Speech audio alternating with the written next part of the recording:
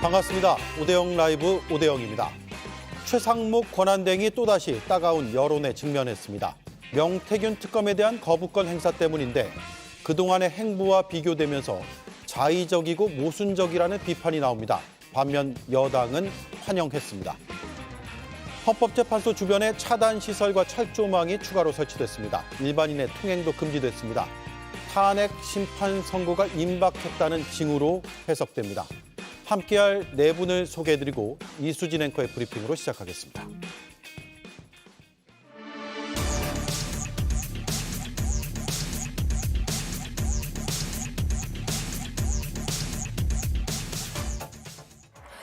최상목 대행이 오늘 명태균 특검법에 거부권을 행사했습니다. 수사 대상과 범위가 너무나도 방대해서 위헌이라는 겁니다. 어제 밝힌 바와 같이 명태균 특검법은 위헌적이고 위법적인 요소가 가득한 법이기 때문에 최상목 대행이 거부 제2요구권을 행사한 것은 당연합니다. 수사 범위가 너무 넓어서 위헌이라 했습니까? 명태균 게이트가 뻗쳐있는 정권 실세, 여권 실력자들이 수두룩하고 공천비리, 인사 개입, 여론 조작, 이권 개입 등 범죄 양태도 부지기수인데 수사 범위를 의도적으로 줄여야 한다는 겁니까? 따지려거든 윤석열, 김건희 부부에게 왜 그렇게 많이 저질렀냐고 따져야 합니다. 네, 들으신 것처럼 여야 반응은 엇갈렸는데요. 입장을 낸 사람이 한 명 더 있었습니다. 바로 명태균 씨의 변호사입니다. 이제 폭로하는 일만 남았다며 예고를 했습니다. 그러면서 최상목 대행도 탄핵당해야 한다고 덧붙였습니다. 네, 최상목 대행 위헌이라는 이유로 특검법을 거부했는데 헌재는 최 대행이 마은혁 재판관을 임명하지 않은 것이 위헌적이라고 판단한 바 있죠. 최 대행이 선택적으로 권한 행사를 한다는 비판이 그래서 나오고 있습니다. 네, 명태균 특검법에 대한 거부권 행사 소식은 잠시 뒤에 다루고요. 지금 받은 글이라는 제목이 달린 카톡 메시지가 많이 퍼지고 있습니다. 국회와 대통령 측에 21일로 선고일이 통보됐다라는 내용이고요. 더 나아가서 4대 4다, 5대 3이다 이런 내용도 굉장히 많이 퍼지고 있습니다. 팩트체크 차원에서 먼저 다루고 넘어가도록 하죠. 이 자리에 계신 분들도 많이 받으셨죠? 아무래도 지금 저뿐만 아니라 여기 계신 모든 분들이 지라시 흔히 말해서 카톡, 댓글 이런 걸 엄청 많이 받았을 것 같습니다. 저도 21일 판결이 난다는 댓글을 받았는데요. 지금 그 말에 대한 신빙성을 저희가 확인하려면 대통령 변호인 측과 국회 법사위 측에 둘 다 의견이 같는지를 헌재가 의견을 보냈는지를 확인해야 될 필요가 있는데 지금 두 군데 다 어느 곳도 의견을 내고 있지 않습니다. 받았다는 입장을 내고 있지 않는 걸로 봐서는 그 입장은 저는 사실이 아니라고 보는 게 맞을 것 같습니다. 예, 이동학 의원은 어떻게 봤습니까? 네, 공식적인 발표가 있기 전까지는 받은 글 이런 것들은 대부분 다 확인하기가 어려운 글들이라고 생각을 하고요. 대부분 그 작성자의 일종의 희망이 들어가 있달까요? 저는 그렇게 해석을 하고요. 개인적으로는 저는 다음 주 월요일에 빠르게 좀 심판이 내려졌으면 좋겠다는 생각을 해봅니다. 네. 개개인의 희망들이 다 다르겠지만 지금까지 알려진 지라시 내용들은 사실이 아니다라고 결론을 지으면 될 것 같습니다. 팩트 체크 차원에서 발음이 잘 안 되네요. 워낙 많은 글들이 돌고 있어서 팩트 체크 차원에서 말씀을 드렸고요. 정청래 법사위원장실에도 문의가 빗발치고 있다는 언론 보도도 나오고 있습니다. 21일로 선고일이 통보됐다는 것은 사실이 아닙니다. 따라서 몇 대 몇이다라는 것도 희망일 뿐 전혀 확인된 사실이 아닙니다. 오죽 답답했으면 이런 정보가 돌겠냐라는 생각도 들지만 그럼에도 불구하고 정확한 사실에 기반해서 우리가 판단을 해야 될 것 같습니다. 가짜뉴스 역시도 이런 심리를 악용해서 기승을 부리는 경우가 많다는 점도 제가 짚어드리고 시작을 하겠습니다. 최상목 권한대행의 명태균 특검법 거부 이유 자세히 들어보겠습니다. 숙고를 거듭한 끝에 제2요건을 행사하기로 하였습니다. 검찰의 수사가 가속화되고 있는 상황에서 특검을 도입하는 것은 특별검사제도의 취지에 부합하지 않습니다. 명태균 특검법안은 그 위헌성이 상당하고 형사법 체계의 근간을 훼손할 수 있습니다. 이에 헌법수호의 막중한 책무가 있는 권한대행으로서 제2요구권 행사가 불가피합니다. 예, 최대행의 거부권 행사를 두고 여야 정치권의 반응은 엇갈렸겠죠. 권성동 국민의힘 대표는 거부권은 당연하다 환영을 했고요. 위헌적이고 위법적인 요소가 가득하다라고 주장했습니다. 반면에 박찬대 민주당 원내대표는 최상목 부총리라면서 권한대행이라고 부르지 않았습니다. 내란 공범임을 인정했다. 스스로가 이렇게 주장을 했습니다. 첫 번째 사유부터 따져보죠. 이노학, 김윤영 의원님. 우리 여러 차례 다루긴 했습니다만 오늘 총정리 차원에서 한번 질문을 더 드릴게요. 위헌성이 있습니까? 없습니까? 제가 먼저 말씀을 드리면 일단 대한민국 상황 자체가 총체적 위헌 상황에 처해 있습니다. 대통령이 내란 행위에도 불구하고 국민들께 제대로 된 사과를 하지 않고 인정도 안 하고 있는 상황입니다.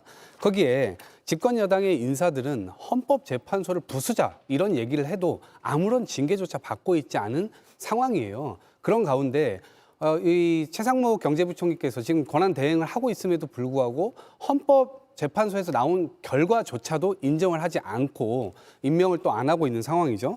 전 두 가지만 좀 말씀드리고 싶은데요. 첫 번째, 이 수사의 대상이 모호하다 혹은 되게 넓다. 길다 이런 얘기를 하는데요. 이거는 지금 명태균 특검법과 관련된 이 상황 자체가 특성을 그렇게 띠고 있기 때문입니다. 2021년도부터 지금 짚어봐야 되는 상황입니다. 대통령 경선 때부터 여론 조작을 했냐 안 했냐. 그리고 그 비용을 누가 했냐. 그럼 정치자금법에도 당연히 연관이 있을 겁니다. 대통령만 연루된 것이 아니고요. 그 과정에서 보궐선거, 그다음에 총선까지 수두룩하게 이런 것들이 다 연결되어져 있습니다. 당연히 그것이 수사 대상에 들어와야 되는 것이고요. 그다음에 그 과정에서 중요 정책 과정, 창원 산단에서 명태균 씨가 먼저 그것을 보고서를 만들고 우리 김건희 여사에게 보내잖아요. 그리고 나중에 대통령의 입을 통해서 그것이 발표됩니다. 예. 그 과정에서 있었던 일에 대한 수사를 당연히 해야 되고요. 두 번째로는 헌법상 권력 분립의 원칙에 위배된다. 이 말을 하는데요. 이 말은 특별검사에 대한 임명권을 대통령이 가지고 있습니다. 그런데 임명을 하지 않을 경우 이것을 임명한 것으로 간주한다. 이 조항이 위헌이라고 얘기를 하는데요. 지금 헌법재판소 재판관도 임명을 안 하죠. 상설특검 통과된 지가 언제입니까? 지금 100일이 넘어갑니다. 그것도 임명 안 하고 있는 상황이에요.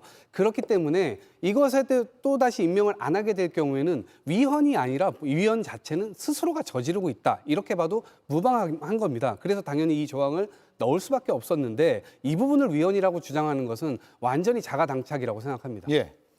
일단 말씀하신 대로 수사기관의 지금 명확성에 대해서 좀 먼저 말씀을 드리고 싶습니다. 수사기간이 길다는 점에 대해서 수사기관이 아니라 수사할 수 있는 범위가 넓은 점에서는 민주당이 문구에 보면 기타 선거라는 점을 분명히 넣었습니다. 명태균 씨 사건뿐만 아니라 여차하면 국민의힘 이때까지 치렀던 모든 선거에 다 수사할 수 있는 문항이 있습니다. 그렇기 때문에 국민의 입장에서는 충분히 위헌성이 있다는 걸 말씀드리고 싶고요.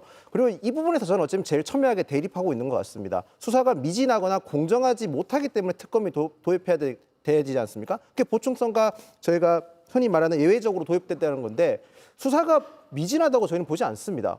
이 사건 자체를 자세히 봐야 되는 게 처음에 들어왔었을 때는 정치자금법으로 수사가 시작되었고 그 수사 이후에 파생되는 사건에 따라서 드러나는 사건에 따라서 검찰이 정상적으로 수사를 진행해왔기 때문에 그런 겁니다. 저희가 흔히 지금 명태균 씨의 황금폰이 지금 마치 아주 오래전부터 공개돼서 검찰에 넘어가서 검찰이 수사했는 것처럼 생각을 하는데 명태균 씨는 저희가 이 방송에서 여러 번 다뤘지 않습니까? 황금폰에 대해서 존재에 대해서 끊임없이 거짓말하고 검찰 수사에 혼선을 줬었습니다. 수사에 적극적으로 협조하지 않았고요. 검찰이 이제서야 황금폰을 받아서 포렌식을 맞춰서 지금 드러나는 사건들이 있지 않습니까? 거기다가 창원지원 같은 경우는 국민의힘 당사를 압수수색을 했었습니다. 예. 그러면서 국민의힘 대비 자료 같은 게 지금 언론에 몇 번 노출됐거든요. 그 자료는 아무리 봐도 출처가 검찰이 압수수색을 통해서 거기서 나갔다고 볼 수밖에 없는 상황이거든요. 수사가 미진했다고 저는 절대로 동의할 수 없는 상황입니다. 거기다가 뿐만 아니라 이미 검찰이 수사해서 공소 유지하고 있는 사건에 대해서도 예외적으로 특검이 인정하게 해준 사례도 있거든요. 이런 경우 같은 경우는 지금까지 특검이 통과된 14건 중에서 이런 사례는 없었습니다. 그렇기 때문에 국민의힘 입장에서는 이 특검 자체가 위헌적 요소가 많다고 해서 거부권을 요구한 거고 최상목 대행에 대해서 거부권을 행사한 것에 대해서는 저희는 적법하다고 보고 있습니다. 예. 자, 여전히 팽팽하네요. 두 번째 사유는 형사법의 체계 근간을 훼손할 수 있다라는 건데 한가선 김성열 위원께 들을게요. 네. 최상목 권한대행이 오늘 명태균 특검법에 대해서 거부권을 행사하면서 이런 표현을 썼습니다. 수사 과정에서 인지된 사건 전부를 제한 없이 수사할 수 있어서 우려가 된다라고 표현을 했는데요. 저는 이런 질문을 드리고 싶습니다. 이거 평소에 검찰이 하던 행위 아닌가요? 대한민국의 검찰은 수사권과 기소권을 함께 갖고 있기 때문에 평소에 예를 들어서 뭐 눈엣 가시인 사람들, 정치적인 생명을 끊어버리고 싶은 사람들을 타겟으로 해서 일단 수사를 시작합니다. 아무 혐의나 걸고 수사를 시작하죠. 그래서 그 사람을 탈탈 털다 보면 기존에 원래 시작을 했던 수사, 그 혐의는 사라지고 새로운 어떠한 범죄 혐의를 발견합니다. 그걸 가지고 기소를 해왔죠. 이거 늘 항상 검찰이 해왔던 문제거든요. 그런데 왜 검찰은 되고 특별검사는 하면 안 되는 것이죠? 최상목 권한대행이 만약에 인지된 사건을 수사하는 게 문제 소지가 된다라고 표현을 한다면 그건 평소에 검찰 구조에 문제가 있다라는 것을 고백하는 꼴입니다. 다시 말해서 최상목이 검찰개혁의 필요성을 상기시킨 것이나 다름없다 그렇게 생각을 하고요. 그리고 또 이런 표현을 썼습니다. 특별검사에 대한 임명 간주 규정은 대통령의 임명권을 실질적으로 침해해 헌법상 권력 분립의 원칙 위반 소지가 있다라고 표현을 했는데요. 이런 말씀을 드리고 싶습니다. 대통령의 임명권 침해를 운운할 때 그러지 마시고 마은혁 재판관이나 임명을 하셔라. 국회의 권한이나 침범하지 마셔라라고 말씀드리고 싶습니다. 예. 인지된 사건도 수사할 수 있다는 건 과거 여러 특검에도 들어있던 조항으로 저는 알고 있는데 이번에 특별히 들어갔다고 볼 수 있는지 여부는 계속 논란이 될 것 같습니다. 김성열 위원님. 예, 일단 뭐 형사법적으로 과한 부분이 있다라고 주장할 근거는 없지는 않습니다. 예. 하지만 지금 말씀하신 것처럼 원래 특검이라는 것 자체가 굉장히 중요한 사건, 그리고 검찰이 제대로 수사하지 못하는 사건들에 대해서 들어가다 보니까 범위를 넓혀 놓을 수밖에 없어요. 과거에도 그랬습니다. 근데 이제 와서 갑자기 이게 문제가 된다. 왜 윤석열과 관련만 되면은 이런 일들이 벌어지는지 참 의문입니다. 저는 지금 최상목 권한대행을 보면서 돌팔이 의사 같다는 생각을 좀 합니다. 무슨 말이냐면은 최상목 권한대행이 언제부터 이렇게 형사법의 전문가였고 언제부터 헌법에 이렇게 통달해 있었습니까? 경제 내용이면 모르겠어요. 근데 본인이 보기에 이거 형사법에 문제가 있어. 이거 헌법에 문제가 있어. 본인이 그거를 판단할 권한이 없습니다. 만약에 정말 이것이 위헌성이 높다라고 생각이 되면요. 일단 권한대행은 국회에서 올라온 대로 처리를 하고 그거에 대해서 전문가인 헌재에다가 위헌 법률 심판 제청을 하면 되는 거 아닙니까? 심판이 뻔히 있고 전문가가 있는데 왜 본인이 아무런 권한도 없이 그거를 예단을 해가지고 막은 겁니까? 이렇게 국민을 무시하는 사람이 어디 있습니까? 지금 최상목 권한대행이 하고 있는 일은요. 국회도 무시하고요. 그다음에 지금 사법체계조차도 무시하는 겁니다. 우리나라 헌법에 있는 삼권 분립을 삼위일체로 만들고 있어요. 권한대행이 아니라 제왕적 권한대행으로 지금 자기가 마음대로 권력을 쓰고 있는 겁니까? 예. 이런 경우는 상당한 문제가 있고요. 저는 그래가지고 헌법의 근간을 훼손하고 있는 건 오히려 최상목 권한대행이다 이렇게 생각합니다. 네. 최상목 대행의 체제에서 제2요구권, 즉 거부권 행사가 이루어졌던 사례들을 한번 정리해 봤습니다. 불과 석 달 정도밖에 안 되거든요. 석 달도 꽉 채운 석 달이 아니죠. 내란 특검법, 김건희 특검법, 4차 특검입니다. 이건 방송법 개정안, 내란 특검법 수정안, 그리고 명태균 특검법. 윤석열 정부 전체로 보면 39번째 거부권 행사고 최상목 대행이 한 것은 8번째입니다. 그리고 여러 특검에 대해서는 대체로 위헌적이라는 이유로 거부권을 행사했습니다.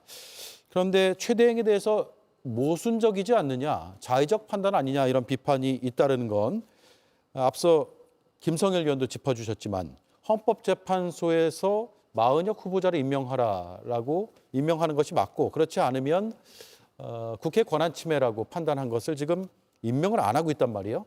위헌적 상황을 본인이 만들고 있으면서 특검은 위헌이다. 모순 아닌가요? 그렇게 볼 수밖에 없습니다. 왜 그러냐면 일단 지난 수요일이었죠. 3월 12일 날 국회의장이 오죽하면 제발 헌법을 지키라고 이 기자회견까지 열어서 최상목 대행을 향해 메시지를 냈겠습니까? 그 내용이 뭔가 하면 지금 헌법재판소에서 판단이 일단 나왔습니다. 그렇기 때문에 이걸 길게 끌 이유도 없고 빠르게 해야 됨에도 불구하고 결론이 나온 이후 지금 벌써 2주가 넘어갔습니다. 그럼에도 불구하고 지금 이 헌법 자체를 지키고 있지 않은 상태가 계속 지속되는 겁니다. 일단 국회에서 추천권 이거 자체를 일단 침해한 것이기도 하고요. 예. 그리고 임명을 거부할 수 없음에도 임명을 거부하고 있는 것이고요. 그다음에 거기에서 선별할 권리는 더더욱 없습니다. 누구는 임명하고 누구는 임명하지 않고 그러한 선별할 수 있는 권리가 없어요.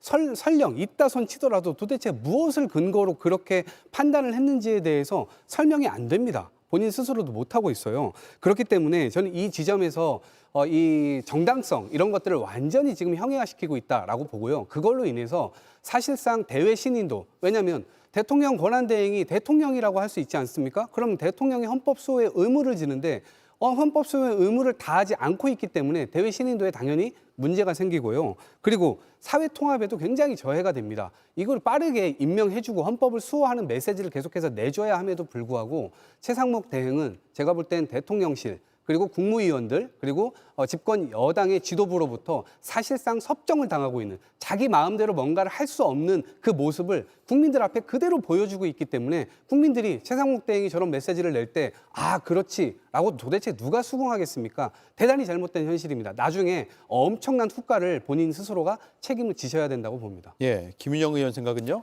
일단 헌법재판소에서 마은혁 재판관에 대한 임명권 관련해서 판결의 결과, 심판의 결과를 자세히 보면 헌법기관의 구성권을 침해한 것에 대해서는 인정을 했지만 헌법 임명을 통한 지휘부여, 즉 권한의 지휘부에 대한 권한에 대해서는 대상이 각하를 시켰습니다. 그러니까 헌법재판관의 재판소에서 그 다툴 사안이 아니라고 분명히 얘기를 했었습니다. 그렇기 때문에 최상목 권한대행 입장에서는 어쨌든 지금 말씀하신 지적하신 대로 위헌적으로 서 있는 상태가 지속되는 건 맞습니다만 임명 시기에 대해서 명확하게 규정이 없기 때문에 지금 이렇게 버티고 있다고 저는 보고 있거든요. 그런데 한편으로 더 나아가서는 지금 어찌 보면 지금 최상목 권한대행에 대해서 아까 섭정이라고 말씀을 하셨는데 최상목 권한대행은 그만큼 정당성이 떨어지는 권력은 맞지 않습니까? 지금 현재 국가에서 선출된 권력이라고 할 수 있는 거는 결국 여야지 않습니까?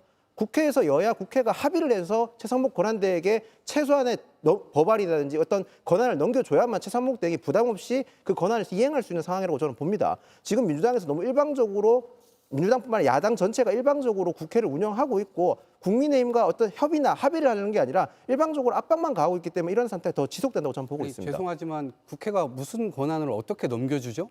본인이 권한 대행이면 대통령 권한을 쥐고 있는 겁니다. 헌법에 대한 의무 이런 것들을 본인 스스로가 져야 돼요. 그럴 때 국민들 앞에 이것이 위헌이다라고 다른 생각을 내기했을 동의받을 수 있는 것이지 본인이 헌법을 지키지 않는데 도대체 어떻게 그 말을 다 신뢰를 할 수 있겠습니까? 그리고 국회는요 대통령 권한을 넘겨줄 수 있는 권한을 가지고 있지 않습니다. 입법권을 실현할 뿐이고요. 국회는 국회 일을 하는 것이고 대통령 권한대행은 대통령 권한대행의 일을 하면 되는 겁니다. 그것이 앞뒤가 안 맞기 때문에 지금 지적을 받고 있는 거예요.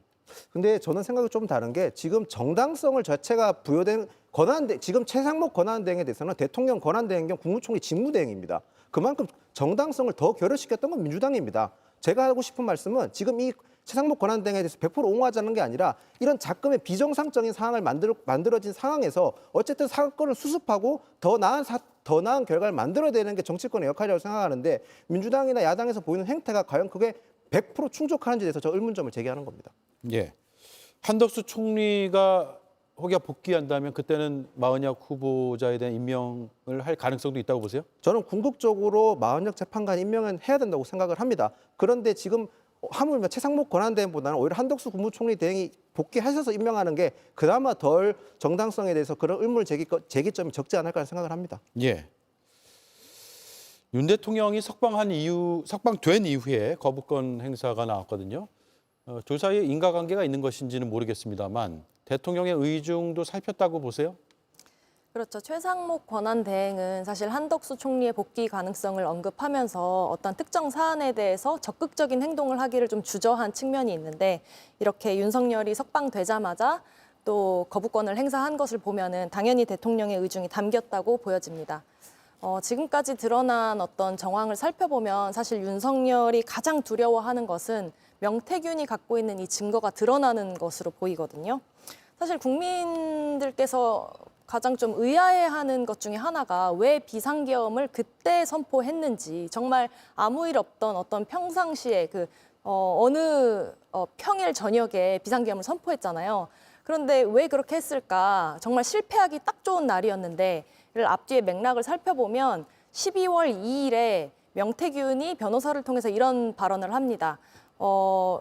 나의 황금폰을 차라리 민주당에 넘겨버리겠다. 그리고 네. 나서 바로 다음 날인 12월 3일에 이런 비상계엄을 선포하거든요. 물론 김용현 전 국방부 장관에 대한 검찰 수사 보고서를 보면 이런 비상계엄을 오래전부터 한 3월부터 준비했다라는 게 드러나 있긴 하지만 왜 그날이었는지는 사실 저는 좀 급하게 했다라고 생각하거든요. 명태균의 이러한 발언이 결정적인 영향을 미쳤다. 그렇기 때문에 사실 본인은 아는 거죠. 이 명태균이 갖고 있는 증거가 드러나면 윤석열, 김건희 할 것 없이 국민의힘 정치인 다수가 정말 정치적인 생명이 끊길 만큼 위험한 증거다라는 것을 알고 있기 때문에 여당에서도 명태균 특검법이 이런 여당의 목숨줄을 노리는 자객 특검이다 이런 발언을 하고 있는 거고요. 당연히 윤석열과 한몸인 최상목 권한대행은 이런 거부권을 행사할 수밖에 없었다라고 생각합니다. 예. 어제 헌법재판소에서 나온 검사 3명에 대한 탄핵은 기각이 됐죠. 하지만 그 과정에서 헌재 설명들을 쭉 들어보면 김건희 여사에 대한 검찰 수사가 미흡했다라는 점을 지적하는 듯한 부분이 있습니다. 이게 특검의 필요성을 우회적으로 밝힌 것인가 아닌가에 대한 분석도 좀 필요할 것 같습니다. 일단 발언 들어보고 오겠습니다. 김건희의 문자나 메신저 내용, PC 기록 등을 확보할 필요가 있었음에도 불구하고 피청구인이 위와 같은 증거를 수집하기 위해 적절히 수사를 지휘감독하였는지 다소 의문이 있습니다. 예, 김건희 여사의 문자나 메신저 내용, PC 기록 등을 확보할 필요가 있었음에도 불구하고, 그러니까 제대로 수사하려면 이걸 확보했어야 되는데 피청구인, 그러니까 검찰 서울중앙지검장이 되겠죠. 위와 같은 증거를 수집하기 위해서 적절히 수사를 지휘하였는지 감독하였는지 다소 의문이 있다. 애둘러서 표현한 것 같지만 어쨌든 검찰 수사에는 문제가 분명히 있었다라는 점을 지적한 것 같고요. 특검의 필요성까지 인정했다고 볼 수 있을까요? 예, 저는 검찰 수사의 문제는 분명히 지적을 했다고 봐요. 헌재가 검사 3명에 대한 탄핵을 기각을 했습니다. 탄핵, 즉 파면이 될 정도까지는 잘못이라고 보기는 어렵다라고 하면서도 김건희 여사에 대한 수사에는 문제가 있었지 않냐라는 부분을 얘기를 한 거거든요. 자, 이창수 지검장이 누굽니까? 우리가 듣도 보도 못한 출장 서비스 조사, 김건희 여사를 조사하기 위해 가지고 직접 찾아가 가지고 검사들이 휴대폰까지 내놓고 조사를 하고 왔다는 거 아닙니까? 당시에 자기 상관인 검찰총장한테도 얘기하지 않고 독단적으로 그렇게 했던 사람이에요. 그리고 결과는 어떻게 했습니까? 불기소했습니다. 그러고 나니까 헌재뿐만 아니라 사실 국민 누가 봐도 이 수사가 과연 제대로 이루어졌을까라는 의문은 있을 수밖에 없는 거죠. 그렇다면 이런 부분에 대해서는 의문을 해소하는 게 맞죠. 그냥 검찰이 늘 어떻게 해왔습니까? 검찰은 자기 편이면은 봐주고 남의 편이면 너무 심할 정도로 공격을 하죠. 수십 번, 수백 번 압수수색하고 계속해서 기소하고 1심 무죄 나오고 2심 무죄 나와도 계속해서 올리죠. 상고하잖아요. 근데 이번에 심우정 총장 어떻게 했습니까? 윤석열이 구속 취소되고 나서 그 즉시 항고조차도 포기를 했어요. 그러니까 이런 것들이 저는 검찰이 제대로 된 모습을 보이지 못하고 있다. 지금의 검찰은요, 결국에는 콩으로 매주를 쓴다고 해도 국민들에게 믿음을 주기가 어려운 상황이에요. 예. 그래서 이런 부분들에 대해서 특검을 통해 가지고 의문을 해소할 필요는 분명히 있다. 이렇게 말씀드릴 수 있습니다. 예.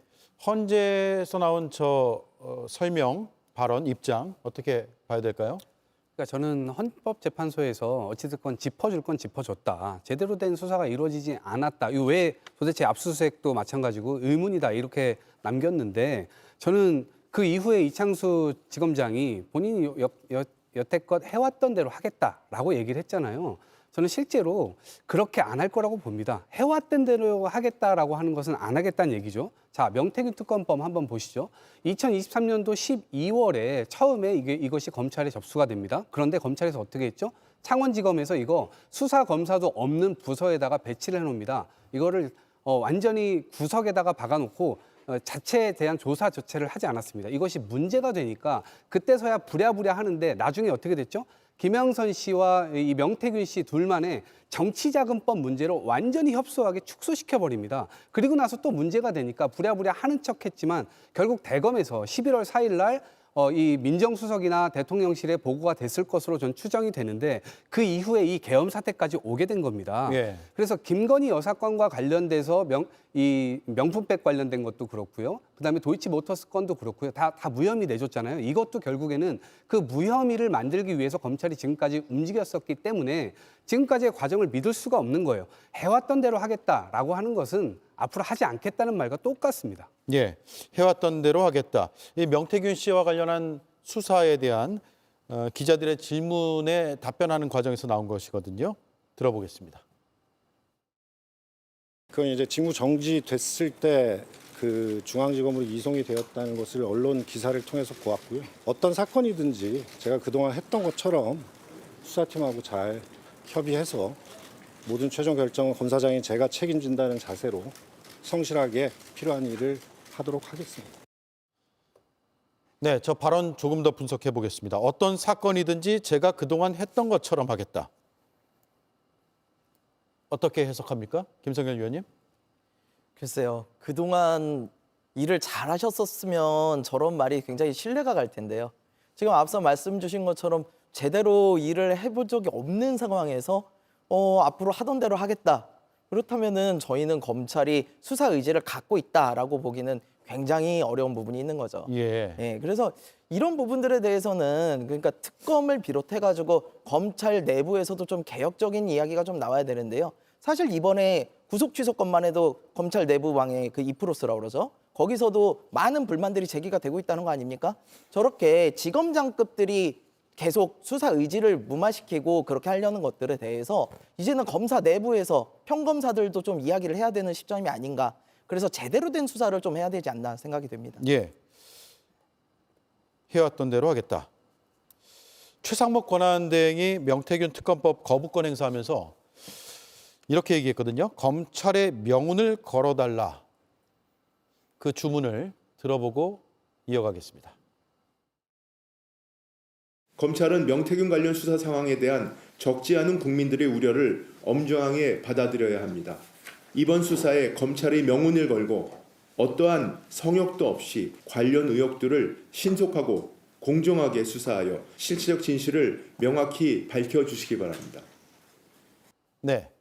명운을 걸고 다시 말해서 목숨 걸고 수사해라. 성역 없이 수사하라. 이런 주문인데 어제 이창수 지검장은 어떤 사건이든지 제가 그동안 했던 것처럼 수사팀하고 잘 협의해서 하겠다라고 이야기를 했습니다. 뭔가 앞뒤가 잘 맞아떨어지는 느낌은 안 들 수도 있을 것 같고요. 생각들이 다르실 것 같습니다. 먼저 김인영 의원님. 이창수 지검장의 저 발언은 저는 공직자로서 자신은 어떤 정치적 성향이나 정치적 이념에 따라서 또는 정치적 이해관계에 따라서 수사하지 않았다는 점을 강조했는 거라고 봅니다. 헌법재판소에서 탄핵이 기각됐는 것 자체만으로도 직무를 수행함으로써 문제가 없다는 걸 어느 정도 입증됐다고 저는 보고 있습니다. 그렇기 때문에 이창수 지검장 같은 경우는 저런 발언을 했다고 생각을 하고요.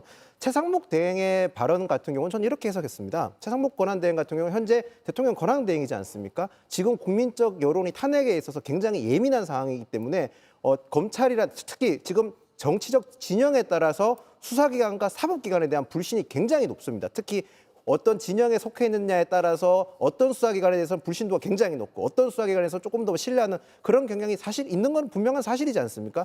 거기다가 이런 상황이라면 사실 정치권에서 자신의 진영이나 어떤 지지자들을 향해서 어느 정도 좀 진정시키거나 어느 정도 안정을 시켜야 되는데 사실 저는 이 부분에 있어서는 여야 모두 다 비판할 부분이 있다고 생각을 합니다. 어찌 보면 자신의 지지층을 향해서 오히려 부추기는 면도 없지 않아 저는 있다고 보는데요. 그런 점까지 다 고려해서 최상목 대행은 권한대행으로서 큰 틀에서 얘기하셨다. 저는 이렇게 봤습니다. 큰 틀에서 이번 수사에 검찰의 명운을 걸어라.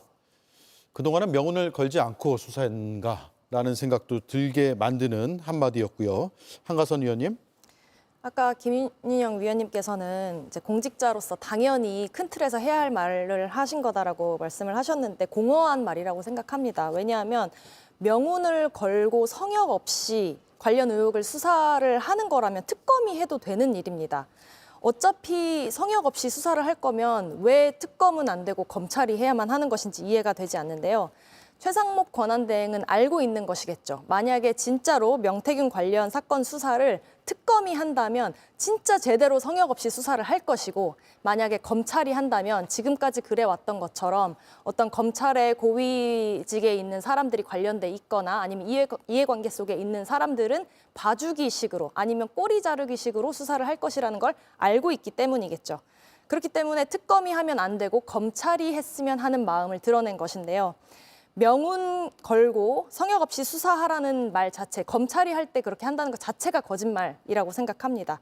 심우정 검찰총장이든 이창수 서울중앙지검장이든 윤석열 라인이라는 것을 모두가 아는데, 이런 윤석열이 해왔던, 김건희가 해왔던 공천 거래라든지 여론 조작, 선거판 조작, 정치자금법 위반, 이런 것에 대한 수사 지휘를 제대로 할 리가 없다고 생각하고요. 정말 이런 말을 믿을 사람은 아무도 없다고 생각합니다. 예, 이창수 서울중앙지검장 어떤 사건이든지 제가 그동안 했던 것처럼 하겠다. 그동안 했던 주요 사건들 한번 그래픽으로 정리해 보겠습니다. 명품백 수수 의혹 사건. 결과적으로는 다 무혐의 결론이 났습니다. 결과도 결과지만 명품백 수수 의혹 사건은 앞서 언급된 대로 수사 방식의 문제점이 많이 제기가 됐었거든요. 너무 특혜를 준 것 아니냐. 이건 상당한 비판을 받아왔고 지금도 그 비판은 해소되지 않고 있는 상황이고요. 도이치모터스 주가 조작 연루 사건도 다른 공범들과 비교했을 때 정말 철저히 수사가 된 것이냐에 대한 부분도 여전히 의문이 남아있는 부분입니다.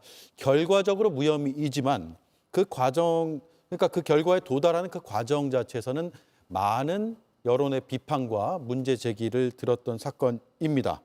그래서 어떤 사건이든지 그동안 했던 것처럼 하겠다라는 이창수 지검장의 말을 제가 말꼬리를 잡는 게 아니라 계속 곱씹어 보게 된다라는 말씀을 드리는 건데, 의견을 조금 더 들어볼까요? 이동학 의원님. 제가 이제 자가당착이라고 했던 건 뭐냐면, 김건희 여사 도이치모터스 주가 조작 사건은 상당히 많은 사람들이 연루가 되어 있습니다. 거기에 김건희 여사의 통장이 직접적으로 활용이 됐고요.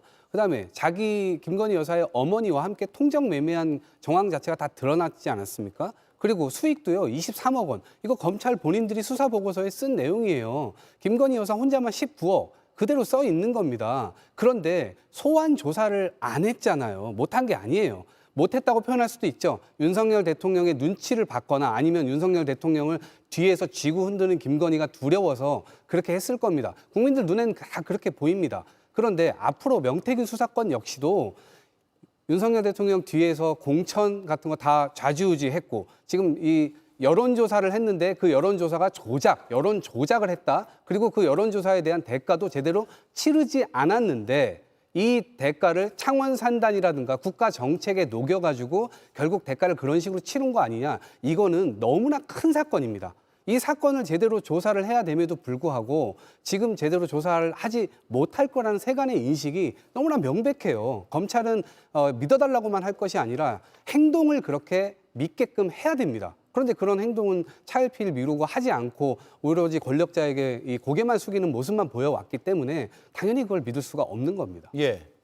다른 의견이요? 저희가 지금 계속 나오는 부분 중에서 김건희 여사가 제3의 장소에서 수사받은 점에 대해서 많이들 지금 지적을 하지 않습니까? 물론 그 부분 자체가 어쩌면 초유의 사태였습니다. 현직 대통령의 배우자가 수사 대상이 된 건 사실 유례가 없는 상황이었습니다. 경호처 입장에서도 대통령 배우자를 어디서 수사할지, 그리고 어디까지 경호를 해야 될지, 그런 보통 제가 경호 같은 경우는 경호처에서 내규라는 게 있습니다. 아니면 또 갈래를 따집니다. 예. 그런 갈래가 없다 보니까 어떤 최후의 방법으로 썼던 거라고 저는 고유책을 썼다고 생각을 합니다. 그렇기 때문에 헌재에서도 그 제3의 장소에서 조사했는 거에 대해서만큼은 큰 문제가 없다, 특혜가 아니라고 해줬던 것 같고요. 저 김건희 여사가 명품에 받은 그 행위가 문제가 있다는 것에 대해서는 충분히 비판하고 비난할 수 있는 부분이 맞지만, 검찰의 수사 자체가 문제가 있었다는 점까지는 헌재에서도 이미 문제가 없다는 걸 입증해줬기 때문에 그 부분에 대해서 비판하는 건 조금 전 지양해야 된다고 봅니다. 경호 문제 말씀하셨고요. 저는 생각이 완전히 다른데요. 검찰의 명예는 어디서 나오는 거냐면요. 살아있는 권력에 대해서 엄정하고 공정한 칼날을 들이댈 때 나오는 거예요. 근데 검찰은 왜 윤석열과 김건희 앞에만 가면 이렇게 솜방망이가 돼가지고 흐지부지해지는 겁니까? 김건희 여사 수사요. 아니, 현직 영부인에 대한 수사 그래요. 처음 있는 일이었습니다. 근데 현직 영부인이요. 주가 조작의 계좌를 빌려준 일도 처음이고요. 명품백을 받는 비디오가 나온 것도 처음이에요. 그럼 수사를 할 수밖에 없지 않습니까? 보통 수사 어떻게 받습니까? 검찰청으로 와가지고 핸드폰 같은 거 다 제출하고 취조실에서 취조를 받잖아요. 왜 그러느냐? 그곳에 오는 것 자체만으로도 위압감이 느껴지기 때문에 본인이 진실을 말하기 때문인 거예요. 근데 검찰들이 찾아가가지고 예, 저희 왔습니다 하고 핸드폰까지 반납하고 수사를 했는데 제대로 된 수사가 이루어졌을 거라고 누가 그렇게 생각을 하겠어요. 그러니까 저는 검찰의 이런 이중잣대, 살아있는 권력에다가 이렇게 굽신대는 이런 모습이 있는 한 제대로 된 수사는 어렵다. 이렇게 좀 생각합니다. 자, 경호 문제에서 갑자기 궁금해졌는데 검찰청사가 제일 안전하지 않나요? 경호에 어떤 문제가 있는 거죠? 제가 근무했을 때 경호처분들은 이런 말을 하더라고요. 대통령과 대통령 배우자, 즉 본인의 경호 대상을 제외하고 모든 사람들은 잠재적인 또는 위해를 가할 수 있는 사람으로 취급을 한다 하더라고요. 그건 어떤 경호에 있어서 경호의 내규에 있어 경호처다 경호관들이 해야 될 필수적인 동목이라고 저는 생각을 합니다. 그런 점까지 고려된 것 같고 아까 앞서 말씀드렸다시피 현직 대통령 배우자가 수사를 받는 초유의 사태였기 때문에 경호처 입장에서는 좀 고유책이라고 생각합니다. 그 행위 자체를 두둔하는 게 아니라 이런 사례가 없었기 때문에 발생한 일이라고 저는 봅니다. 그래서 김건희 여사의 행위에 대해서 뭐 두둔하거나 옹호하고 싶은 마음은 저도 없습니다. 예. 너무 공색한데 경호처가 지금 헌법 위에 있는 것으로 보입니다. 네. 예. 검찰청은 저도 몇 년 출입해봤는데 굉장히 안전한 장소고 검사들을 그러면 대면하지 말아야 된다라는 논리로 이어질 수도 있을 것 같아서 그 부분은 제가 질문을 드린 거고요. 그 기자들이 많죠, 출입 기자들이. 출입 기자들이 대통령 부인의 소환 소식을 빨리 알 수 있기 때문에 그런 걸 피하기 위한 것 아닌가라는 생각도 저는 한번 해본 적은 있는데 경호 문제는 말씀하신 내용이 있으니까 그걸로 가름하고 넘어가도록 하죠. 검찰이 명운을 걸면 국민 신뢰를 얻을 수 있을 것이냐 이번 사건에서요. 왜냐하면 신뢰라는 게 하루아침에 만들어지는 건 아니잖아요. 그동안 해왔던 일들이 쭉 쌓여가면서 신뢰가 형성이 되는 건데 특히 최근에 대통령만을 위한 시간 계산법이 법원에서 한번 판단이 있었는데 즉시 항고를 하지 않음으로써 확정 지어주는 그 모습들에 대한 불만도 꽤 있는 것 같아요. 그래서 이번 사건 어떻게 수사하든지 검찰이 신뢰를 받기는 쉽지 않을 것이다라는 분석도 있습니다. 의견들을 듣겠습니다. 그러니까 체포적부심은 때에서 때고요. 구속적부심은 날입니다. 날에서 날입니다. 그래서 앞뒤를 계산한다 하더라도 뒤에 3일을 앞에 3일을 뒤에 3일을 더 붙여가지고 구속시키는 그 날수가 늘어나는 게 맞습니다. 그런데 이 판사가요. 이 부분을 시간으로 또 계산을 했고 심지어 본인이 참여해서 썼던 집필했던 그 책에도 내용이 그렇게 되어 있습니다. 그런데 자기 부정한 판단을 했습니다. 그런데 그 부분이 결국 검찰 입장에서도 기존에 해왔던 대로 한 게 아니라 검찰 입장에서도 이것은 당연히 반발을 해야 되는 그런 상황임에도 불구하고 반발을 안 했거든요. 그러면 이거는 원포인트 원포인트 전 탈옥이라고 얘기를 하고 싶은데 너무나 좀 심각한 상황이라고 보고요. 이 상황이 왜 벌어졌느냐? 심우정 검찰총장 이 부분이 제가 볼 때는 심우정 검찰총장 전에 이원석 검찰총장 있었잖아요. 이분이 김건희 여사 수사하다가 수사팀 꾸리고 제대로 해라라고 했는데 일주일 만에 검찰총장도 모르는 인사가 차라락 펼쳐집니다. 그렇기 때문에 그 이후에 펼쳐진 모습 우리가 보지 않았습니까? 지금까지 얘기했던 대로 검찰들이 직접 나가가지고 이 핸드폰 빼앗기고 그런 조사를 하나만한 조사들을 해갖고 오고요. 이런 상황을 보다 보니까 나도 자칫 잘못하면 윤석열 대통령의 눈밖에 나면 나도 허수아비 검찰총장으로 역사에 기록되겠구나. 이게 이제 위험하다고 생각을 한 거예요. 본인 스스로는. 그래서 국민들을 쳐다보고 수사를 하는 것이 아니라 대통령 눈치에 아주 살아있는 권력에 무릎을 꿇고 완전히 검찰들이 이렇게 마음을 먹었구나라고 생각할 수밖에 없죠. 예. 그러니까 당연히 검찰에 대한 신뢰는 낮아질 수밖에 없다 이렇게 봅니다. 예, 다른 의견 있으신 분? 검찰이 신뢰받는 조직이었던가 저도 방금 말씀하는 동안 생각을 해봤는데요. 별로 없었던 것 같습니다. 이유는 간단합니다. 정치권에서 자신들의 이익에 따라서 서로 다른 해석을 매번 내왔고 여야에서 공수가 바뀌어가면서 검찰을 비난했기 때문에 그렇다고 봅니다. 일선에서 묵묵하게 자신의 역할을 다하고 있는 검사들도 분명히 많다고 저는 생각을 합니다. 그런 검사들이 있었기 때문에 어찌 보면 우리나라가 아직까지 수사나 제대로 된 수사가 있었고 나라 사법 시스템의 근간이 유지되고 있다고 저는 봅니다.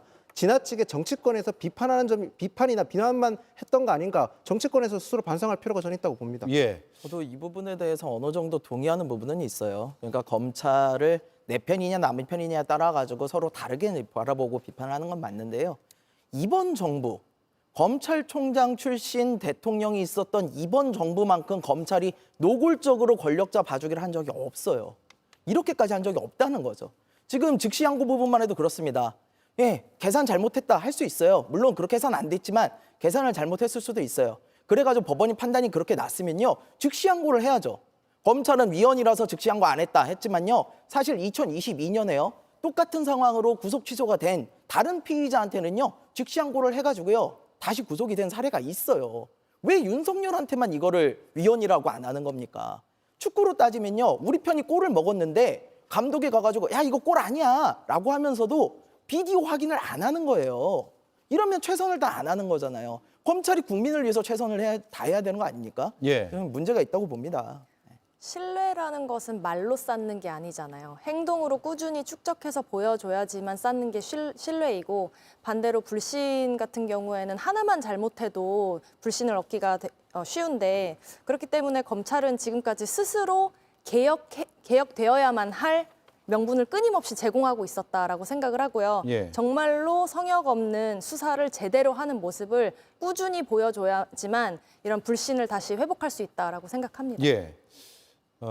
탄핵 심판을 받을 예정인 박성재 법무부 장관이 장관 취임사 때 그런 얘기를 했었거든요. 수사를 어떻게 하느냐도 중요하지만 어떤 방식으로 수사하는 건지 바깥에 보여지는 것도 중요하다라는 말을 했습니다. 그런데 그 뒤에 여러 일들이 있었죠. 말씀드린 대로 도이치모터스 주가 조작 연루 사건, 명품백 수수 의혹 사건 등등해서 그런 바깥에서의 시선이 곱지 않은 걸 넘어서 너무 봐주는 거 아니냐라는 생각이 드는 쪽으로 간다는 것은 어찌됐든 문제가 있다라고 판단할 수밖에 없는 것 같습니다. 즉시항고 포기에 대한 설명을 좀 더 해주실 분 있으면 말씀해 주시고요. 없습니까? 예. 자, 심우정 검찰총장이 직권남용 혐의로 고발이 됐잖아요. 민주당이 고발했죠. 네. 어떻게 될 것 같습니까? 저는 지금은 해결하기 굉장히 어렵다고 봅니다. 결국에는 이것이 민심에 좀 반영이 되고, 심우정 검찰총장의 경우도 결국 이 부분에 대해서 본인이 본인을 지금 속이고 있는 겁니다. 그리고 전 국민을 지금 속이려고 하는데 사실상 그것이 저는 실패할 것이라고 봅니다. 왜 그러냐면 이 과정에서 논리가 앞뒤가 지금 너무나 안 맞아요. 이 논리가 안 맞는 상황에서 설명 자체가 굉장히 부실하고, 그것에 대해서 본인 스스로가 집단에 소속되어 있기 때문에 이 집단을 포기하지 못하는 상황인 것 같습니다. 그렇기 때문에 결국 그 후과는 추후에 탄핵 이후에 저는 혹시라도 대선 이 경선이 좀 치러지게 된다라고 한다면 그 이후에 다음 정부에서 이 후과를 결국 검찰 전체가 맡게 되지 않을까 싶습니다. 예. 반면에 국민의힘에서는 오동훈 공수처장을 검찰에 고발한 상태죠. 네, 그렇죠. 수사권 문제가, 특히 수사권 문제도 그렇고 공수처가 지금 내란죄 수사하는 과정에서 보여준 행태는 충분히 저는 문제 제기를 해야 된다고 생각을 합니다. 수사권 문제부터 시작해서 영장 청구 과정에 있어서도 어찌 정도 공문이라든지 이런 부분에서는 충분히 의혹 가질 만한 부분이 있는 거고, 명확한 설명을 하면 되는데 설명을 제대로 못하는 부분도 있습니다. 저는 공수처에 대해서만큼은 여야가 어떤 특정 이념에 따라 특정 진영에 따라서 변론을 해주거나 방어해 주는 게 아니라 진지하게 논의해야 될 부분이 분명히 있다고 생각을 합니다. 지금 공수처가 지금까지 보여준 성과도 미비할 뿐더러 지금 이번 내란죄를 수사하는 과정에서 보여준 국도의 혼돈을 줬다는 부분에 있어서만큼은 민주당도 그 점을 인정하고 공수처를 만드셨던 정당이지 않습니까? 충분히 공수처에 대한 존립 여부에 대해서 논의에 같이 동참을 해야 된다고 저는 봅니다. 예. 대통령의 비상계엄으로 시작된 이 사태로 여러 고발 사건까지 이어지는 상황입니다. 탄핵 심판은 임박한 것으로 보이는데, 앞서 제가 한번 말씀을 드렸지만 지금 막 TV로 들어오신 분들을 위해서 받은 글로 떠도는 카톡 메시지는 가짜 뉴스라는 점을 말씀을 드리겠습니다. 국회와 대통령 측에 21일로 선거일이 통보됐다. 받은 글 많이 돌고 있습니다. 정청래 법사위원장에게 전달됐다. 뭐 이런 얘기까지 있어요. 사실이 아니라는 점 제가 다시 한번 말씀을 드리겠습니다. 이렇게 이제 각자 입장까지 나오고 있어요. 헌재 선고 일자와 관련해서 가짜 뉴스가 횡행합니다. 저에게도 문의가 많은데 아직 헌재로부터 아무런 연락이 없습니다. 선고 날짜 연락이 오면 즉시 공개하겠습니다라고 해서 정청래 법사위원장에 공개하는 게 아마 제일 빠르지 않을까라는 생각이 드네요. 왜냐하면 당사자들한테 전달된 뒤에 헌재는 공지하겠다고 했으니 많은 기자들이 정청래 법사위원장의 페이스북을 계속 지켜볼 것 같습니다. 네, 여기까지 하죠. 네 분 주말 잘 보내시기 바랍니다. 고맙습니다.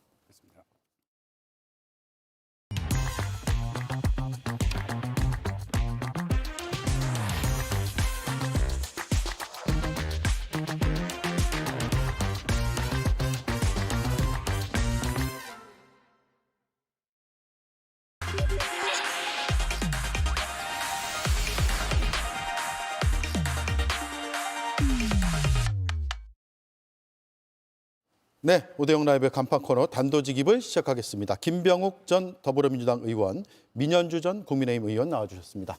안녕하세요. 어서 오십시오. 두 분 만나면 늘 기분 좋다고 말씀드린 이유는 잘 아시죠? 주말이기 때문인데 이번 주말이 집회가 아주 극에 달할 것이다라는 기사들이 나오고 있어서 잠시 뒤에 짚어보죠. 먼저 이재명 대표와 정규재 전 주필의 토론이 굉장히 화제가 되고 있습니다. 이수진 앵커의 브리핑 보고 이야기 나누겠습니다. 내란이나 증거 어디 있습니까? 반박해 보시라고요. 신이 개입하지 않으면 이루어질 수 없는 통계 자료가 나왔다고 말했습니다. 국민의힘의 초청으로 전한계 강사가 국회에서 연설을 했던 날, 이재명 대표는 보수 논객 정규재 전 주필을 만났습니다. 그리고 독일 같은 나라가 근로시간이 작은 이유는 단시간 근로자들이 무지하게 많기 때문일 뿐입니다. 그러나 중요한 징표는 하나 있죠. 네. 과로사 비율이 가장 높다는 거. OECD 국가 중에 산재 사망률이 가장 높다는 거. 네. 이건 팩트예요. 정치와 경제, 정책을 아우르는 논쟁을 벌였는데요. 논쟁 이후 정규재 주필의 반응이 또 화제가 됐습니다. 제가 깜짝 놀랐습니다. 답하기 어려운 지적인데도 자기도 바로 그런 고민을 하고 있다고 이제 너스레를 떨면서 재밌게 얘기를 걸어가요. 왜냐면 어떤 후보가 토론을 해도 만일에 그 형식이 자유토론 형식이라면은 감당키가 어렵겠고 여당이 극으로 향한다는 비판 속에서 중도 보수를 포섭하는 전략으로 보이는데요. 다만 이재명 대표는 여기에 대해서도 빈집을 턴 게 아니라 비어 있어서 그냥 들어간 거라고 덧붙였습니다. 네, 빈집털이가 아니다. 빈집이 있었기 때문에 그냥 들어갔다라는 표현까지 나왔습니다. 이 대담에서요. 윤석열 정부 들어서 29번의 탄핵 소추에 대해서 민주당도 잘못이 없지 않다, 있다. 네. 이렇게 밝혔거든요. 잘못을 일정 부분 인정을 했습니다. 저는 예상하지 못했던 답변인데 즉흥적으로 나온 답변이라고 보세요? 아니면 그동안에도 그런 생각들이 좀 있었다고 보십니까? 먼저 29번의 탄핵 소추안이 통과된 거는 사실이 아닙니다. 예. 제가 알기로는 13건이 통과가 된 거고요. 추진. 예, 그렇죠. 탄핵 소추를 추진한 게 29번이고요. 예. 국회에서 탄핵 소추가 통과된 거는 13번이라는 말씀을 꼭 드리고요. 제가 숫자 정정하겠습니다. 그리고 그중에서도 비상계엄 이후가 8건입니다. 그러니까 비상계엄 이전에는 한 5건밖에 안 될 겁니다. 그래서 마치 줄 탄핵이 비상계엄의 원인이었다라고 주장하는 윤석열 대통령의 말은 사실이 아니다라는 말씀을 먼저 드리고 싶고요.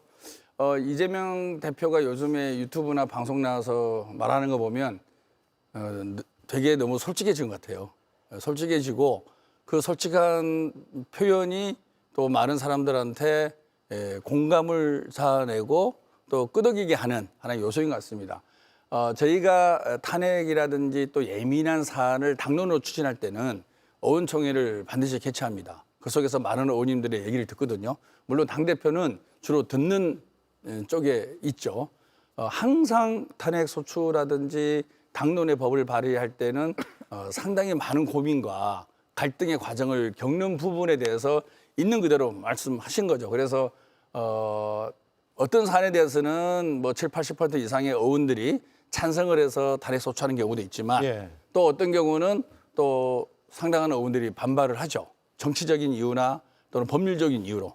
그런 경론을 통해서 이 탄핵 소추안이 저희가 작성이 되는 겁니다. 그런 과정을 하나하나 생각을 해보면 그때 좀 더 유연하고 좀 현실적인 방법을 썼어야 되는데 탄핵 소추라는 방법으로 너무 일관하지 않았냐라고 자문하면서 저는 얘기가 나온 것 같습니다. 예. 평상시에도 저는 생각을 하고 있습니다. 예. 네. 어떻게 들으셨어요?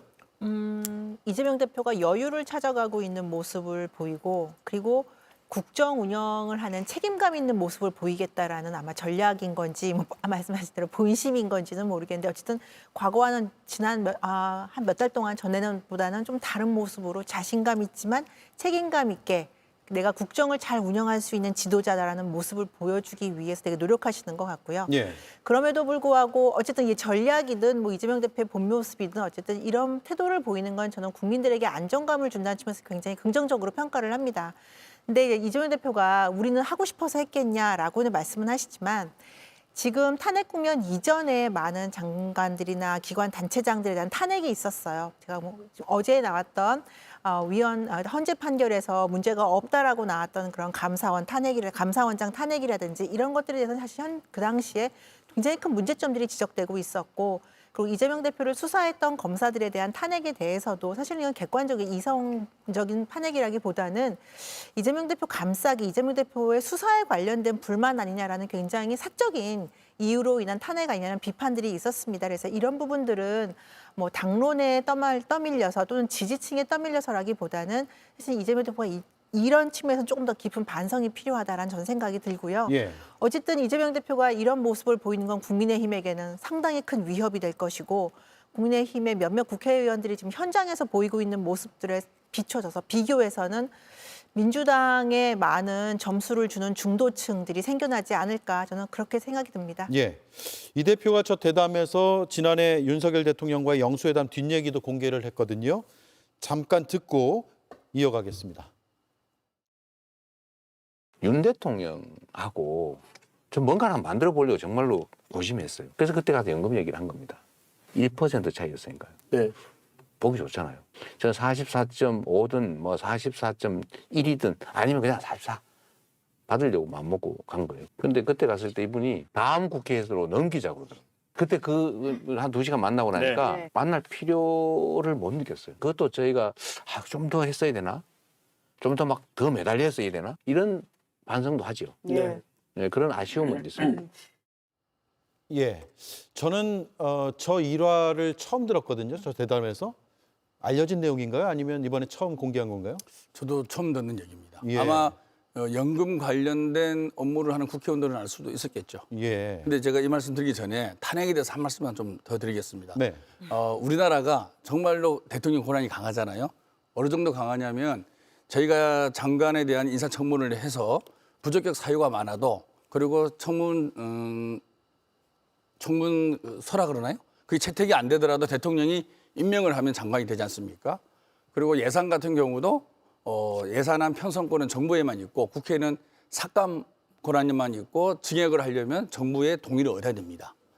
그리고 법안도 국회에서 통과를 시켜도 대통령이 거부권을 행사하면 법안이 통과가 안 됩니다. 예. 그래서 국민들은 마치 거대 당이 많은 일을 할 수 있으리라고 생각하는데 실질적으로 모든 일의 결과는 대통령이 결정하지 않으면 거의 되는 게 없는 게 우리나라의 구조입니다. 예. 그런데 국회에서 유일하게 할 수 있는 게 바로 탄핵이라는 겁니다. 탄핵은 대통령은 3분의 2지만 일반 장관인 경우는 과반수 동의를 얻으면 탄핵이 통과가 되거든요. 탄핵 소추안이 통과되는 거죠. 결론은 헌법재판소로 갑니다. 미국은 하원에서 탄핵 소추안이 통과되고 상원에서 결정하지 않습니까? 예. 다 정치적 사유가 되는데 우리는 정치적 사유와 법률적 사유로 탄핵 소추가 되고 결론은 엄격한 헌법재판소의 판단하에서 탄핵이 되는 거예요. 그래서 탄핵 소추의 숫자가 많다라고 생각을 할 수 있지만 국회에서 정부의 경종을 울릴 수 있는 마땅한 수단이 실제로는 별로 없다. 이 말씀을 꼭 좀 드리고 싶어서 말씀을 드리는 거고요. 연금 개혁은 그렇습니다. 이재명 대표가 되게 성과 내는 걸 좋아해요. 주장도 강하게 잘 하시지만 구체적인 성과를 내고 그 성과가 성남시 또는 경기도 국민들에게 전달되는 그런 정치의 효능감이라고 표현하죠. 정치의 효능감을 맛보게 해주고 그에 대한 보람을 많이 얻는 그런 것을 되게 선호하는 정치인입니다. 그래서 항상 무슨 일을 할 때 결과를 가져서 뭔가 그 결과가 모두에게 행복으로 전달되는 그런 과정을 좋아하기 때문에 아마 이 대담에서도 연금 개혁에 대한 성과를 꼭 내고 싶었던 그런 것 같습니다. 그래서 알겠습니다. 사실 45%에서 44% 오늘은 이제 43%까지 저희가 주장을 하지 않습니까? 저희는 계속 양보를 하면서도 어쨌든 연금 개혁을 완수해 보자. 정말 어려운 게 연금 개혁이잖아요.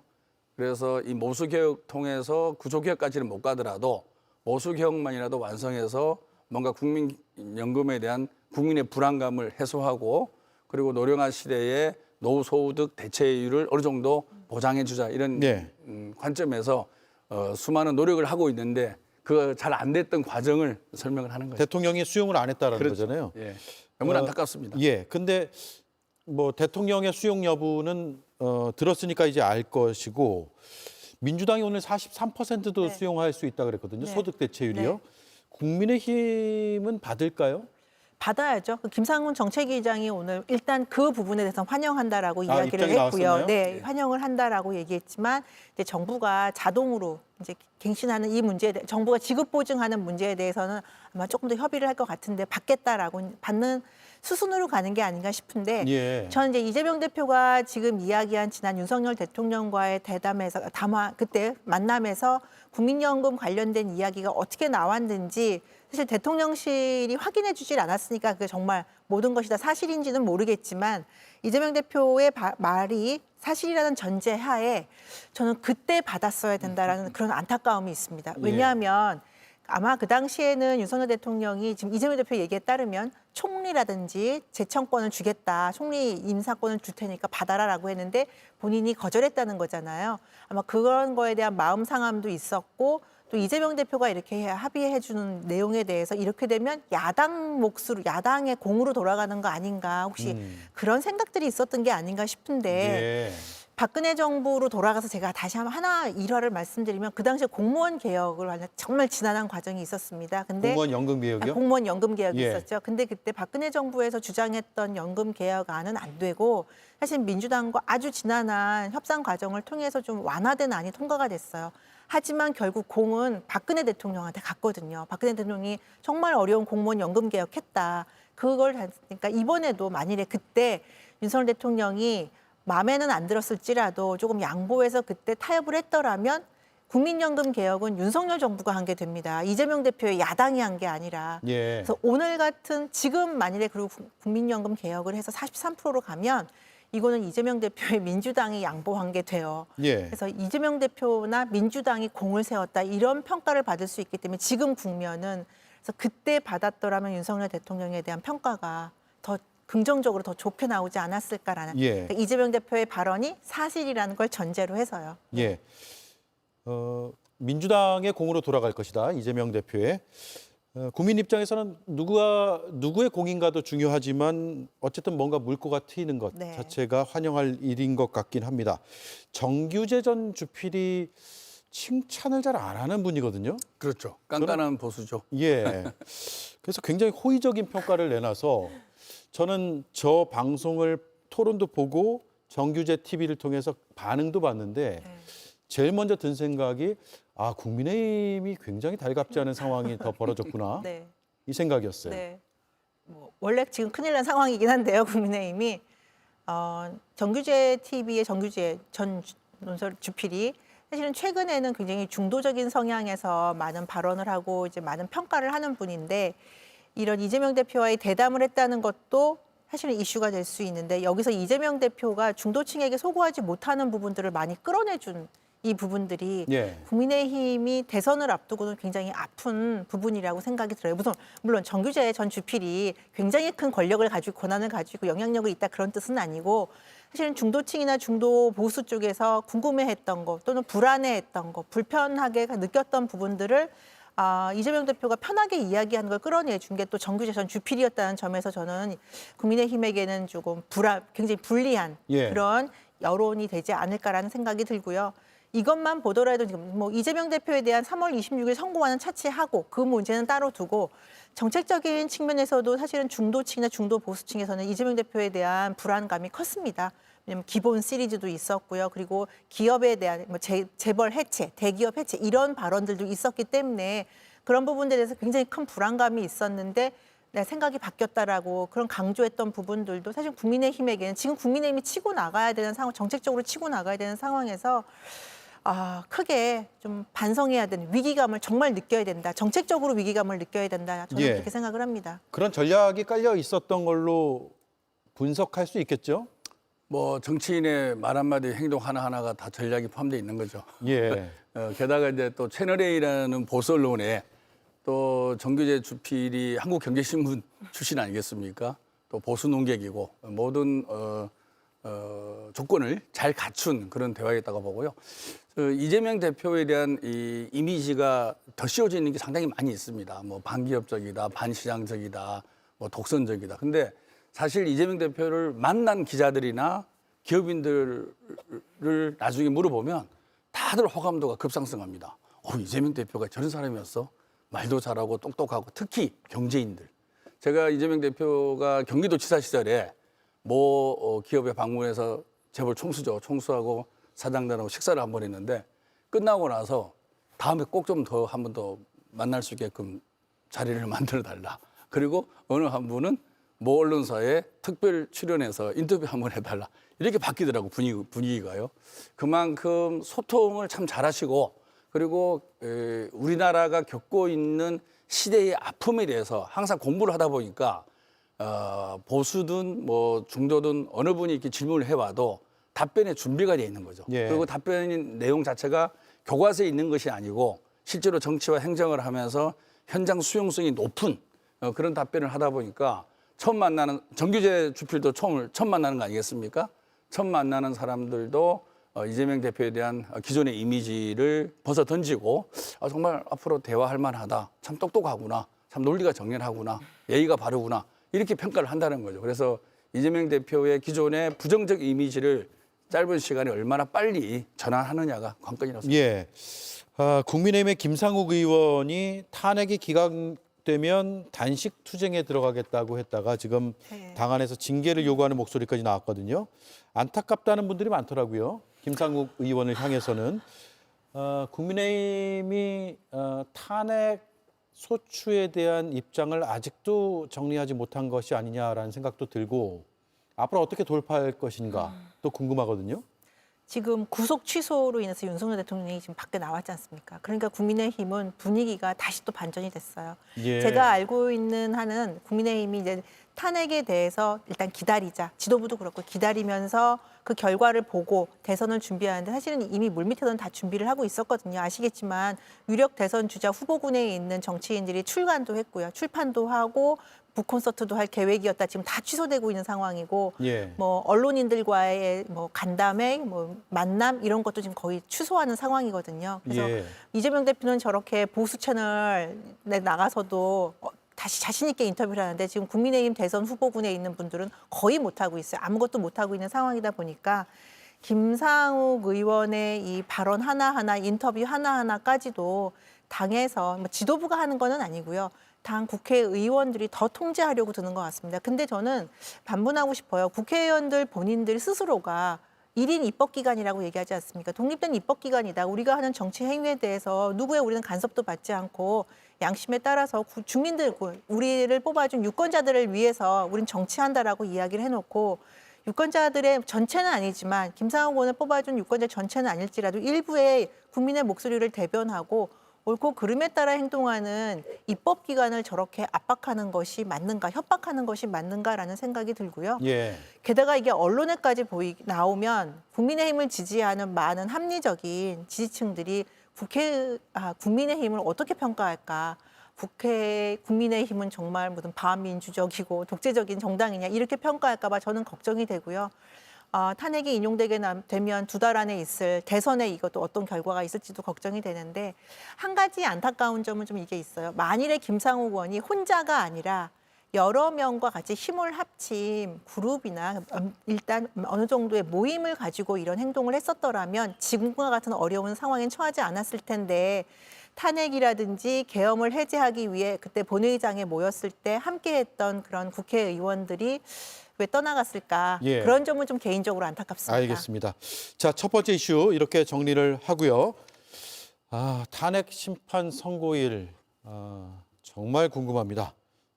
이수진 앵커의 브리핑으로 두 번째 이슈를 시작하겠습니다. 네, 오늘 오후에 포착한 한 소셜미디어의 트렌드 검색어입니다. 보시는 것처럼 탄핵 선고에 대한 관심이 굉장히 높았는데요. 경찰이 헌재 앞을 통제하고 바리케이트를 치자 헌재가 기습적으로 오늘 대통령 탄핵 선고를 할 수 있다, 이런 추측들이 이어지기도 했습니다. 도대체 탄핵 선고 언제 하냐 답답해하는 시민들이 많았던 건데요. 오늘로 사흘째 단식 농성을 이어가고 있는 부산 대학생들도 답답함을 호소했습니다. 굉장히 좀 답답한 심정이 큰 것 같습니다. 혼란을 막기 위해서라도 헌재가 조속히 판결을 내려야. 네, 이 대학생들은 내란성 스트레스를 호소하기도 했는데요. 선고 일정에 대해 정확하지 않은 정보가 계속 도는 것도 비슷한 이유 때문 아닐까 싶습니다. 언제까지 기다려야 할까요? 예, 1차 내란성 증후군이 있었고요. 12월에서 1월까지. 그리고 최근에 다시 2차 내란성 증후군이 돌고 있다. 이런 웃지 못할 이야기까지 번지고 있습니다. 그만큼 잠도 안 오고 계속 뉴스를 확인하게 되고 불안하다. 뭐 본인들의 이제 어떤 기대 사항은 다를 수 있겠지만 어떤 결론이 나오든 간에 그런 불안감이 크다라는 분들이 굉장히 많습니다. 두 분은 어떤 얘기를 주로 들으세요? 1차 내란성 증후군은 비상계엄 선포로 일어난 거 아니겠습니까? 2차는 이제 윤석열 석방으로 해서 2차 내란성 증후군이 일어나고 있는데요. 정말로 지역이라든지 식당에 가면 하소연을 너무 많이 합니다. 사실 우리나라 경제가 작년부터 계속 내수 경제가 특히 안 좋았지 않습니까? 그러다가 비상계엄 이후에 안 좋았고 연말 장사를 다 놓친 거죠. 크리스마스 연말 분위기에 장사를 좀 해야 되는데 다 못했고요. 최근에는 윤석열 대통령이 석방됨으로 인해서 더 그 불확실성이 커지고 있고 양 진영 간의 격한 싸움이 전개되다 보니까 대부분의 사람들이 불안한 생각이 있고 이걸 빨리 선고를 해야 되는데 언제 하지? 뉴스 계속 검색하고 이제 그런 이제 현상들이 일어나고 있습니다. 저는 이번 이 비상계엄에 따른 이 탄핵 문제는 저는 탄핵 아니고는 답이 없다고 봅니다. 만일에 그럴 일이 없겠지만 기각이 된다라고 생각하면 어떻게 되겠습니까? 앞으로 대통령에게 비상계엄 면허권을 주는 거 아니겠어요? 생각해 보십시오. 그리고 윤석열 대통령한테는 제2, 제3의 비상계엄을 할 수 있는 유혹이 생길 수밖에 없지 않겠습니까? 그러면 그동안의 형법에 의한 검찰 수사 이런 것들도 증거를 인멸하고 증언을 번복하기 위해서 대통령의 권한을 활용할 가능성이 높은 거 아니겠습니까? 저는 기각이란 자체가 상상할 수 없는 대한민국의 사법 체계를 흔들고 헌법을 형해화시키고 우리 사회를 무질서하게 만드는 결정이라고 보거든요. 그래서 저는 기각 자체는 생각할 수가 없다고 봅니다. 다만 이제 헌재가 이것을 어떻게 잘 정리해서 후유증을 적게 할 수 있을까라고 고민하는 과정 속에서 지금 며칠 좀 늦어지고 있지 않을까라는 생각이기 때문에 저는 국민들에게 말씀드리고 싶은 것은 반드시 탄핵된다라는 확신을 갖고 좀 더 긍정적으로 이 사태를 봐주시고 그렇지만 혹시 모를 그런 부분에 대해서도 민주시민의 자각의식으로 두 눈 부릅뜨고 지켜봐 주시면 저는 좋은 결론이 나올 거다. 예, 확신하고 민현주 의원 주변에서도 답답해하시는 분들 많으세요? 답답해하는 분들 많죠. 근데 제 주변은 탄핵에 반대한다기보다는 탄핵에 인용이 되고 국민의힘이 제대로 서기를 바라는 분들이 더 많은데 예. 지금 탄핵 인용이 좀 시간이 길어지고 있죠. 사실 전에 비해서는 많이 길어지고 있는데 저는 뭐 헌재가 신중하게 검토를 하기 때문에 여기서 압박하고 싶지는 않고 해서도 안 된다고 생각하지만 그래도 다음 주 중에는 결과가 나서 국민들이 어떤 방향이든지 좀 편하게 좀 마음이 편해지는 상황이 됐으면 좋겠다라는 생각이 들고요. 예. 말씀하신 대로 탄핵에 저는 인용이 될 가능성이 높다라고 생각을 하고 제 주변에 있는 많은 분들도 그렇게 생각하지만 탄핵에 인용이 되면 안 된다고 생각하는 여론들도 분명히 있습니다. 30% 넘는 여론들이 계속 형성이 되고 있기 때문에 그분들에 대해서도 사실은 이분들이 윤석열 대통령이 잘못하지 않았다라고 생각하는 분들보다는 민주당의 정권을 넘겨주는 것이 두렵기 때문에 국민의힘이 어떻게든 정권을 잡아야 된다고 생각해서 탄핵에 인용되면 안 된다고 생각하는 분들이라고 저는 믿어요. 예. 대부분은.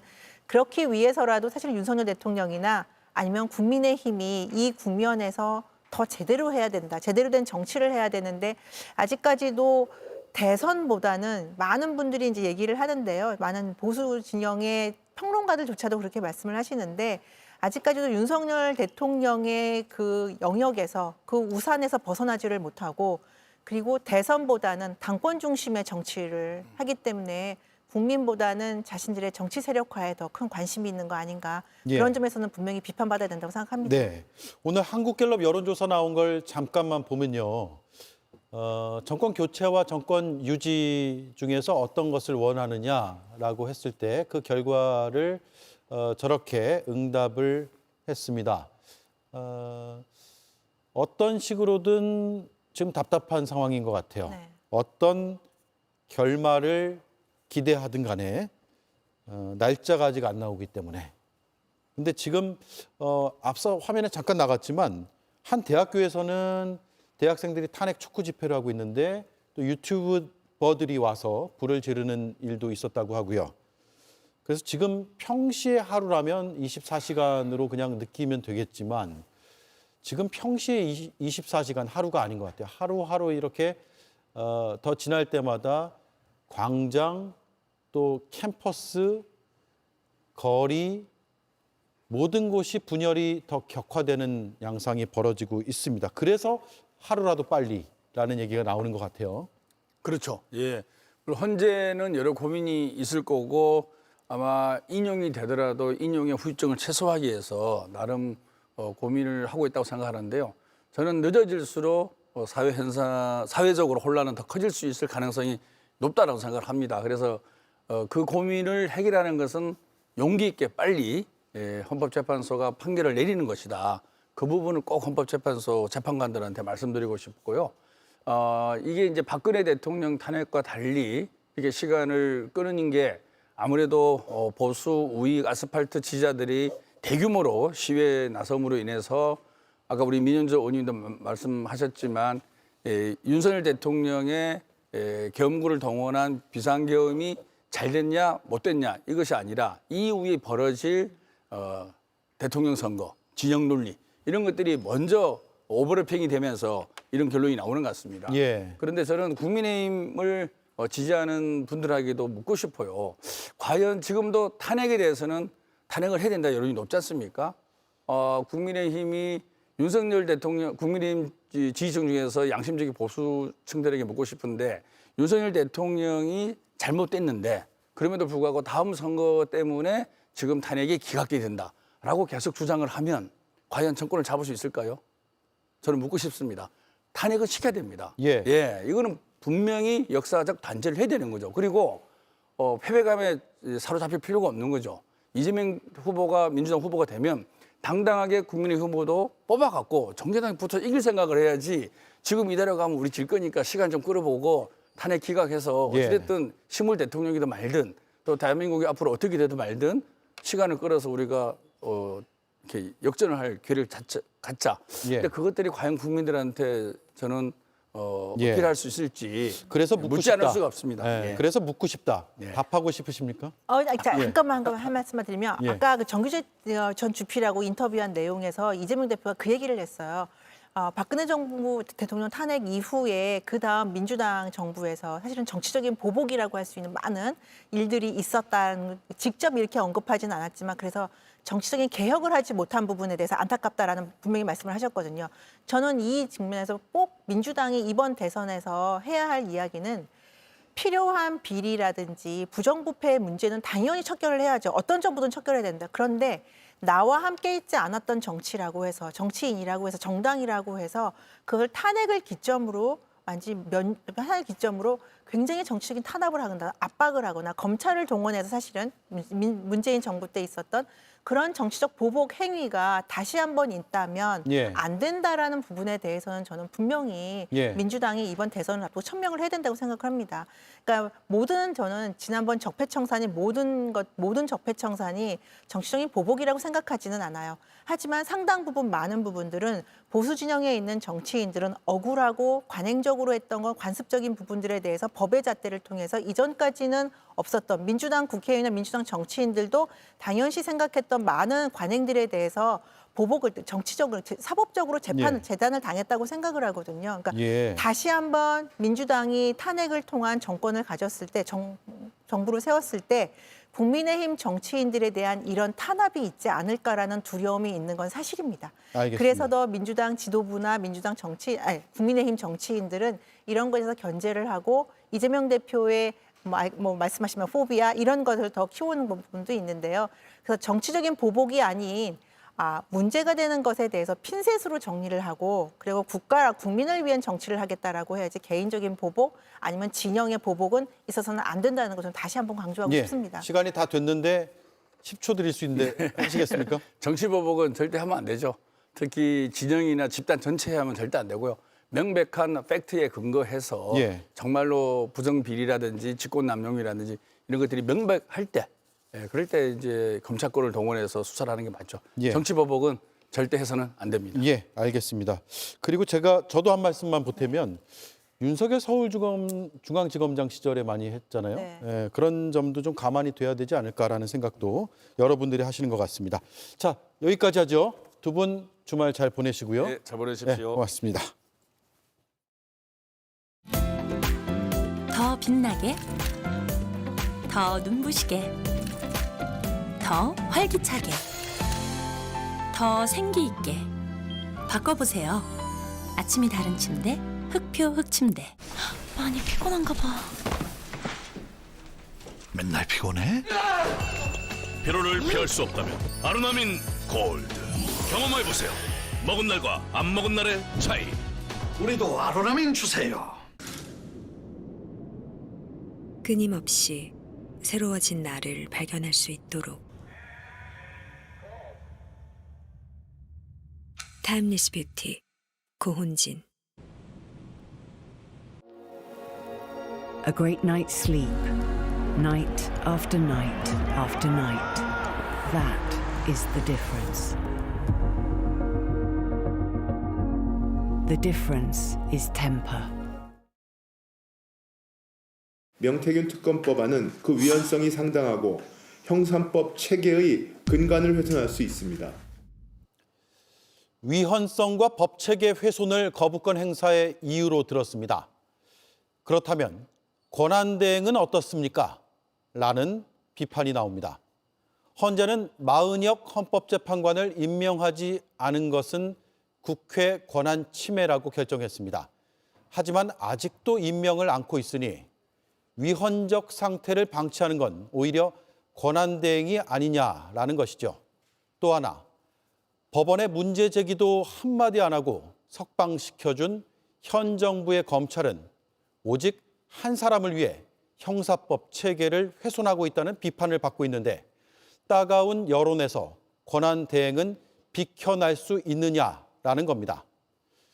때론 자의적이며 때론 선택적이고 때론 모순적이라는 비판들을 보며 권한엔 책임이 따르고 따라서 권한대행의 다른 이름은 책임대행일 수밖에 없다는 생각이 들었습니다. 앵커 한마디였습니다.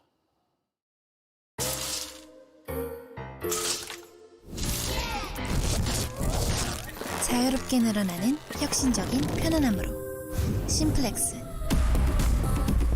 빠르게 플렉스 아이더. 타이레놀. 아, 머리야. 나 쉴 시간도 없네. 아, 이거 물 없이 먹는 타이레놀. 타이레놀 파우더로 빠르게 멈춤 없는 일상을 위한 나의 파워다. 타이레놀 파우더. 오를 수 없던 턱 앞에서 변신 로보락. 정복할 수 없던 곳까지 새로운 청소 영역으로 로봇 청소기를 넘어서다. 로보락. 근육, 육아, 아침, 침대. 침대는? 과학. 모두가 아는 숙면 공식. 침대는 과학이다. 에이스 침대. 오대영 라이브 마치겠습니다. 주말 평안히 보내시기 바랍니다. 다음 주에 뵙겠습니다. 고맙습니다.